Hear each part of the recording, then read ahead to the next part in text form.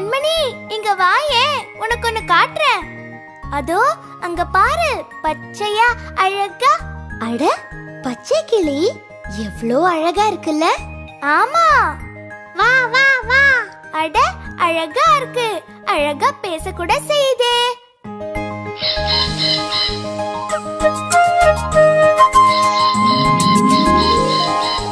பச்சை கிளியே வா வா, பறந்து பறந்து பக்கம் வா, பழங்கள் தின்ன ஓடி வா, பாலும் சோறும் உண்ணவா. என்னை போல நீயும் மழலை பாட்டு பாடவா.